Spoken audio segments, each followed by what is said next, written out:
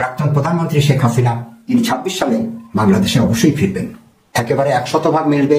আওয়ামী লীগের ব্যাপার আমরা চাই যে একটা অন্তর্ভুক্তমূলক নির্বাচন, তো সব দলের অবশ্যই যারা নির্বাচনের জন্য তারা প্রস্তুত হয়ে নির্বাচনে অংশগ্রহণ করতে পারবে এবং কোনো রকম বাধা বিপত্তি তাদেরকে দেওয়া হবে না, তাদের জন্য বাধা সৃষ্টি করা হবে না, সেরকম আমরা একটা নির্বাচন চাই এবং আমি আশা করি যে সব দলেই এই নির্বাচনে অংশগ্রহণ। যেই কারণে ছাত্রলীগকে নিষিদ্ধ করা যায়, একই কারণে ছাত্রলীগের আব্বা আওয়ামী লীগকে কেন নিষিদ্ধ করা যায় না? শুধু এই দাবি আমরা করেছিলাম, আমাদেরকে বললো তোমরা বুঝবা না, তোমরা অনেক কিছু বুঝো না। এরপরে এই কথাবার্তা বলে তারা কি করলো, সকল রাজনৈতিক দলগুলো ভোটের রাজনীতিতে ফিরে গেল এবং আওয়ামী লীগের পুনর্বাসন করলো। রাজপথে শক্ত অবস্থান নিয়েছে আওয়ামী লীগ। সকালে রাজধানীর বাড্ডা, ভাটারা, মিরপুর এলাকায় ও শান্তি সমাবেশ করেছে আওয়ামী লীগ ও অঙ্গ সংগঠনের নেতৃবৃন্দ। রাজধানীর প্রধান সড়ক সহ অলিগলিতেও অবস্থান নিয়েছে নেতাকর্মীরা। শেখ হাসিনা সরকার এটির কিন্তু আইনগতভাবে। দর্শক, বাংলাদেশে শেখ হাসিনা ফিরে আসবে, এমনকি প্রধানমন্ত্রীর দায়িত্ব ফিরে পাবে, এমন মন্তব্য করেছেন একজন জ্যোতিষ বিজ্ঞানী। 2024 সালে শেখ হাসিনার পতন হবে সেটি তিনি 2 বছর আগেই বলে দিয়েছিলেন, যেটি সোশ্যাল মিডিয়ায় ঝড়ের গতিতে ভাইরাল হয়েছিল। এখন পর্যন্ত সেই ভিডিওটি সোশ্যাল মিডিয়ায় রয়েছে। এখন তিনি আবারও বলছেন শেখ হাসিনা বাংলাদেশে ফিরে আসবেন। আমি আপনাদের দেখাবো শেখ হাসিনা কিভাবে আবারও বাংলাদেশে ফিরে আসবে। এদিকে শেখ হাসিনাকে ক্ষমতায় বসাতে এবং শেখ হাসিনার ক্ষমতা ফিরে দিতে রাজপথে নামার ঘোষণা দিয়েছেন বাংলাদেশ আওয়ামী লীগের নেতা কর্মীরা। দর্শক, আজকের ভিডিওটি খুবই গুরুত্বপূর্ণ হতে চলেছে এবং আজকের ভিডিওতে অনেক চাঞ্চল্যকর সব গোপন তথ্য ফাঁস করা হবে, তাই না টেনে সম্পূর্ণ ভিডিওটি দেখতে থাকুন এবং এই চ্যানেলে আপনি নতুন হয়ে থাকলে চ্যানেলটি সাবস্ক্রাইব করে আমাদের সাথেই থাকুন। তো চলুন দর্শক, কথা না বাড়িয়ে আমরা মূল ভিডিওতে যাই। যেই কারণে ছাত্রলীগকে নিষিদ্ধ করা যায়, একই কারণে ছাত্রলীগের আব্বা আওয়ামী লীগকে কেন নিষিদ্ধ করা যায় না? শুধু এই দাবি আমরা করেছিলাম, আমাদেরকে বললো তোমরা বুঝবা না, তোমরা অনেক কিছু বুঝো না। এরপরে এই কথাবার্তা বলে তারা কি করলো, সকল রাজনৈতিক দলগুলো ভোটের রাজনীতিতে ফিরে গেল এবং আওয়ামী লীগের পুনর্বাসন করলো। প্রত্যেকে সকল আওয়ামী লীগের ব্যবসা বাণিজ্যগুলোর মধ্যে ভাগ বসালো, অল্প কয়েকজন সামনের আওয়ামী লীগ থেকে সরাই দিয়া। আমি শুধু একটা বিএনপির নাম বলছি না, বিএনপি, জামাতে ইসলামী, এমনকি বাংলাদেশের প্রত্যেকটা রাজনৈতিক দল যে যার সাধ্য মতো আওয়ামী লীগকে পুনর্বাসন করতেছে, আপনারা দেখতেছেন। এবং সেই লীগ পুনর্বাসন করে আমরা যখন এই কথাগুলো বলি, আমাদেরকে বলে তোমরা বুঝবে না। ভাই, যখন জুলাই বিপ্লব হলো তখন আমরা এত কিছু বুঝলাম, এখন আমাদেরকে বলেন বুঝবো না। একটু প্লিজ বুঝিয়ে বলেন না, আমরা বুঝবো। আমাদের সাথে একদিন বসেন, আমাদের সাথে কথা বলেন। রাজনৈতিক দলগুলোর এমন অবস্থা হয়েছে, বিএনপিকে দাওয়াত দিলে আমাদের প্রোগ্রামে আসে না, জামাতকে দাওয়াত দিলে আসে না। কোন রাজনৈতিক দল এখন আমাদের সাথে কোনো প্রোগ্রামে আসতে চায় না, কারণ তারা মনে করে আমাদের কোনো কথা তাদের জন্য বিব্রতকর হতে পারে। কেন ভাই, ছাত্র জনতাকে যখন আন্দোলনে ডাকলেন তখন এই চিন্তা করতে পারেন নাই? আমরা কি ক্ষমতা যাওয়ার জন্য এই কথা বলছি? ইনকিলাব মঞ্চ কি কোনোদিন পার্টি হবে? অন্তত জনতার কথাগুলো আমরা আপনাদের সাথে বলতে চাই, আপনারা আপনাদের শত্রু ভাবেন কেন? এবার আমি যে কথাটা বলতে চাই, লীগের পুনর্বাসন করছে বাংলাদেশের প্রত্যেকটা রাজনৈতিক দল। সুতরাং এই আন্দোলন যদি ব্যর্থ হয়, প্রত্যেক দায় কিন্তু গিয়ে সেই রাজনৈতিক দলগুলোর উপরে পড়বে, আমরা জানিয়ে রাখলাম। এবার আপনারা আসেন, সরকারের দায়টা কি? প্রথম কথা, আমরা জানি আর্মি থেকে বলা হলো 626 জন আওয়ামী সন্ত্রাসী ক্যান্টনমেন্টের মধ্যে গিয়ে আশ্রয় নিল। এর কিছুদিন পর শুনি আস্তে আস্তে সবাই পাচার হয়ে গেল। আমরা বারবার তখন বলেছি 626 জনের নাম আমাদেরকে বলেন না, আমাদেরকে বলে নাই। তাদেরকে গ্রেফতার করেন, তাদেরকে করে নাই। তাহলে 626 জন অপরাধী ক্যান্টনমেন্টের মধ্যে গিয়ে পালাই থাকার পর তারা যদি পালাই যেতে পারে, সেই পালাই তো আর বিএনপি তারে পালাই পাঠায় নাই, বিএনপির তো সেই ক্ষমতা নাই, জামাতও পারে নাই, ছাত্র জনতায় পারে নাই, সরকার তাকে সাহায্য করেছে। আরো স্পষ্ট করে বলতে চাই, তারা যদি ক্যান্টনমেন্টের মধ্যে থাকে তাহলে আর্মি তাদেরকে সাহায্য করেছে। তাহলে সেটা আপনাদের বলতে লজ্জা কোথায়? আপনারা তাদেরকে প্রকাশ করছেন না কেন? আপনারাই তাদেরকে পালিয়ে যেতে বাধ্য করেছেন। নাম্বার 2, সব থেকে লজ্জাকর ব্যাপার, এখন আমরা কি জানি, ওবায়দুল কাদের খুনি হাসিনা পালিয়ে যাবার পর 3 মাস বাংলাদেশে অবস্থান করেছে। এর থেকে লজ্জার আমাদের জন্য কি হতে পারে? স্বরাষ্ট্রমন্ত্রীকে সাংবাদিকরা যখন বলছেন তিনি 3 মাস ছিলেন, স্বরাষ্ট্রমন্ত্রী বলছে এটা আপনারা আমাদেরকে আগে জানান নাই কেন? তাহলে তো আপনারা যেটা যেটা জানিয়েছেন আমরা তো সেটা অ্যাকশন নিয়েছি। আমি কি বলবো বুঝি না, স্বরাষ্ট্রমন্ত্রী কি মানে উনি কি অসুস্থ?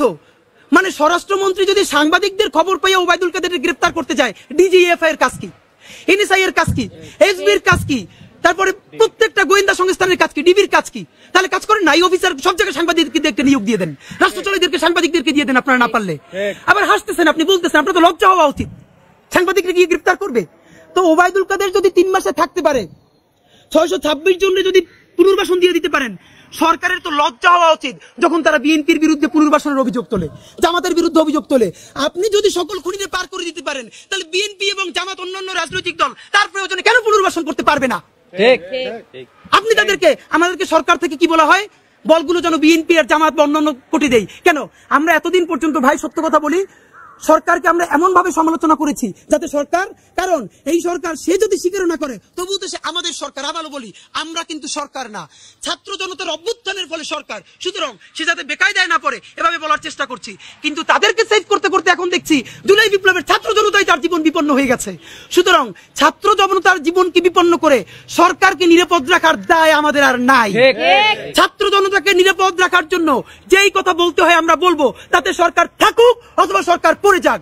যদি পারেন সংস্কার করেন, যদি পারেন মানুষের নিরাপত্তা দেন, আর যদি না পারেন তাহলে নির্বাচন দিয়ে আপনি এই মুহূর্তে সরে যান। কথা সংস্কার করার জন্য আমরা যানপরণ দিয়ে দিচ্ছি, পারলে করেন, না পারলে সরে যান। আপনাদেরকে সিকিউর করা আমাদের এখন আর কোনো দায়িত্ব নাই। খেয়াল করেন এখন কি হচ্ছে, বা স্বাধীন বাংলাদেশে যদি পিলখানা হত্যাকাণ্ডের বিচার না হয় আর কবে হবে সেটা বলেন। কি বলছে, বলে পিলখানা নিয়ে এটা আছে সেটা আছে। আপনি আমাদেরকে বলেন পিলখানা হত্যাকাণ্ড করতে আপনাকে কে ডিস্টার্ব করছে? ইন্ডিয়াই তো, অবশ্যই ইন্ডিয়াপন্থী সেনাবাহিনীর একটা অংশ। আপনি যদি করতে না পারেন আজকে প্রেস মিট করে বলেন অমুক অমুক সেনাবাহিনীর অংশ, তারা ইন্ডিয়ার মদদে পিলখানার বিচার করতে দিচ্ছে না, আমি করতে পারছি না, আমি এখান থেকে পদত্যাগ করলাম। আপনারা আমরা ছাত্র জনতার মধ্যে নিয়ে নেব ইনশাআল্লাহ। আপনাদের তো আমরা 5 বছর ক্ষমতায় থাকার জন্য পাঠাই নাই, আপনারা গেছেন ওখানে বিচার করার জন্য। বিচার করতে না পারলে ক্ষমতা দিয়ে ছেড়ে আসবেন, আবার আন্দোলন করব। যদি বিচার করতে পারেন থাকবেন, না পারলে আবার রাজপথে আসবেন, আবার আন্দোলন করব, আবার মরে যাব। আপনাদেরকে সারা জীবন ক্ষমতায় থাকার জন্য তো পাঠাই নাই। আপনারা আমাদেরকে খালি বুঝেন কি টেকনিক্যাল ব্যাপার। আরে ভাই সেটা কি বুঝাই বলেন, বুঝাই আমাদেরকে বলেন, বুঝাই বলবেন। আমাদেরকে এখন বলছে কি আমলাতন্ত্র কাজ করছে না, পুলিশ প্রশাসন কাজ করছে না। ভাই তাহলে আমি বলতে চাই স্বরাষ্ট্রমন্ত্রী, আইনমন্ত্রী, আপনাদের কাজ কি? আইনমন্ত্রী আপনি আজকে প্রেস মিট করেন, স্বরাষ্ট্রমন্ত্রী প্রেস মিট করেন, প্রেস মিট করে বলেন আমার স্বরাষ্ট্র মন্ত্রণালয়ে, আমার আইন মন্ত্রণালয়ে অমুক অমুক সচিব, অতিরিক্ত সচিব, যুগ্ম সচিব, ওই ডিসি আমার কথা শুনি না, এখন আমার কথা না শুনলে আমি পদত্যাগ করবো, শেষ। আপনি সেটা সাহস থাকলে বলেন, আপনি বলেন না কেন? আপনার ক্ষমতায় থাকতে মনে চায়? ক্ষমতার খায়েশ কিন্তু আপনাদের মধ্যে আমরা থাকতে দিব না ইনশাআল্লাহ। সুতরাং আপনি সেটা কেন বলছেন না? স্বরাষ্ট্র উপদেষ্টা, আইন উপদেষ্টার কাজটা কি? এবার আমি আপনাদেরকে স্পষ্ট বলতে চাই, যেটা কোনোদিন বলি নাই, আমাদের ছাত্র উপদেষ্টাদের দায় কি? আমাদের ছাত্র উপদেষ্টারা কিন্তু আবারও বলি পুরো ক্ষমতার পুরো কাঠামোর মধ্যে নাই। তারা ওখানে আছে বলেই আমাদের ছাত্র জনতার পক্ষে অনেকগুলো বার্গেইন করে অনেক সিদ্ধান্ত ছাত্র জনতার পক্ষে আনতে পারতেছেন, এটা আমরা বুঝি। কিন্তু আপনারা যে অনেক কাজ করতে গিয়ে পারতেছেন না, আপনারা বাধাগ্রস্ত হচ্ছেন, আপনারা সেই দায় আপনাদের মাথায় নিচ্ছেন কেন? সারা বাংলাদেশের ছাত্র জনতা বলছে তোমরাই তো এখন এমপি, তোমরাই তো এখন মন্ত্রী, তোমরা পারতেছো না কেন? অথচ আমরা জানি আপনাদের দায়িত্ব, আপনাদের ক্ষমতা নাই। আপনারা চেষ্টা করবেন, না পারলে আজকে ছাত্র উপদেষ্টা 3 জনকে বলতে চাই, মাহফুজ আলম, নাহিদ ইসলাম, আসিফ মাহমুদ, প্রেস ব্রিফ করেন, প্রেস ব্রিফ করে বলেন এই সঠিক সিদ্ধান্ত আমরা নিতে চাই। অমুক অমুক উপদেষ্টা, অমুক অমুক আমলা আমাদেরকে বাধাগ্রস্ত করছে, 24 ঘন্টার মধ্যে যদি আমাদেরকে করতে দেয় আমরা থাকবো, আর নইলে আমরা উপদেষ্টা থেকে পদত্যাগ করব। আপনাদেরকে নিয়ে এসে আমরা আবার আন্দোলন করে তুলবো ইনশাআল্লাহ। কিন্তু আপনারা যেই কাজ করতে পারেন না সেই দায় আপনারা নেবেন কেন? আপনারা বলতে আপনাদের কারণে দায় আমাদের উপরে আসে, ছাত্র জনতার উপরে আসে। এবং আপনাদেরকে আমি বলতে চাই সর্বশেষ, আমলা, পুলিশ, আর্মি, চৌকিদার থেকে শুরু করে সচিব, প্রত্যেকটাতে আওয়ামী ফ্যাসিস্ট আমলে সব থেকে গুন্ডাগুলো নিয়োগ দেওয়া হয়েছে। কেউ কম ফ্যাসিস্ট, কেউ বেশি ফ্যাসিস্ট। এরা আপনাদেরকে হেল্প না করলে পাবলিকলি প্রকাশ করে দেন। এখন বলবেন টেকনিক্যাল প্রবলেম আছে, খুনি হাসিনারে পালাইতে বাধ্য কইরা বাংলাদেশের ছাত্র জনতা যা করছে তখন টেকনিক্যাল প্রবলেমের ইস্যু হয় নাই। এখন আপনাদের কি ছাতা নাতা ঘুটুঘুটু করেন, এইগুলো এত টেকনিক্যাল বুঝান। এই সব বললে কিন্তু আবার বলি, আবারও কিন্তু আমরা আপনাদের বিরুদ্ধে প্রতিরোধ করে তুলবো। সুতরাং আওয়ামী লীগকে অতি দ্রুত, এবং একটা কথা খেয়াল করেন, আওয়ামী লীগের কি বিচার শুরু তো দূরের কথা। আমরা প্রত্যাশা করেছিলাম বাংলাদেশের জঙ্গি লীগ, আওয়ামী লীগের প্রত্যেকটা উপজেলা যে কমিটি আছে সেই কমিটির অন্তত প্রথম যে 10 জন, তারা তো এই গণহত্যার দায়ে আওয়ামী লীগ যেভাবে জড়িত, একই কারণে প্রত্যেকটা উপজেলার কমপক্ষে প্রথম 10 জন এতদিনে গ্রেফতার হয়ে যাওয়ার কথা। এখন বলতেছে কি যে না তাদের বিরুদ্ধে আইনি কাঠামো, আইনি কাঠামোটা আবার কিসের? গণহত্যা করেছে আওয়ামী লীগ, আওয়ামী লীগের কমিটিতে প্রত্যেকটা উপজেলার প্রথম 10 জনকে গ্রেফতার করা হবে কেন? নইলে আবার একটা গণহত্যা চালাবে। অথচ তাদেরকে গ্রেফতার করা হচ্ছে না, তাদের মাঠে ঘাটে বাজারে তারা ঘুরে বেড়াচ্ছে। সুতরাং আমরা এখন আমাদের কর্মসূচি ঘোষণা করছি। প্রিয় সাংবাদিক ভাই ও বন্ধুরা, এই জঙ্গি লীগ, খুনি লীগের গুপ্ত হত্যার বিরুদ্ধে এবং এই ছাত্র জনতাকে নিরাপত্তা দিতে ব্যর্থ হওয়ার দায়ে সরকারের বিরুদ্ধে এবং বাংলাদেশের প্রধান রাজনৈতিক দলগুলো ছাত্র জনতাকে নিরাপদ করতে না পারার কারণে তাদের বিরুদ্ধে আমরা কর্মসূচি ঘোষণা করছি। আমরা 3 দিন সময় দিলাম, আজকে বৃহস্পতিবার, শুক্র এবং শনিবার আগামী 48 ঘন্টার মধ্যে আমাদের যেই 5 জুলাই বিপ্লবী ভাইকে হত্যা করা হয়েছে, বাকি 5 জনকে মারাত্মকভাবে আহত করা হয়েছে, অন্যদেরকে থ্রেট করা হচ্ছে, জীবন নাশের হুমকি দেওয়া হচ্ছে, আগামী 48 ঘন্টার মধ্যে প্রত্যেককে গ্রেফতার করতে হবে। শুধু গ্রেফতারি না, অনতিবিলম্বে তাদের শাস্তি নিশ্চিতের ব্যবস্থা করতে হবে। গণহত্যার দায়ে আওয়ামী লীগকে নিষিদ্ধ করতে হবে। নিষিদ্ধ করার আগ পর্যন্ত আওয়ামী লীগের উপজেলা পর্যায়ের প্রত্যেক 10 জন শীর্ষ নেতৃত্বকে বাংলাদেশকে নিরাপদ করার জন্য গ্রেফতার করতে হবে। যদি আগামী শুক্র এবং শনিবারের মধ্যে না পারে, তাহলে আগামী রবিবার 22শে ডিসেম্বর রবিবার ঠিক 12টায় শাহবাগ জাদুঘরের সামনে থেকে মিছিল নিয়ে আমরা ইনকিলাব মঞ্চের পক্ষ থেকে ছাত্র জনতা প্রধান উপদেষ্টার বাসভবনের সামনে যাব ছাত্র জনতার অনশন কর্মসূচি পালন করার জন্য। আমরা চিৎকার চেঁচামেচি করতে করতে আমরা অসুস্থ হয়ে গেছি, আমাদের গলা থেকে আর কথা বের হয় না, আমরা আর চিৎকার চেঁচামেচি করতে পারবো না।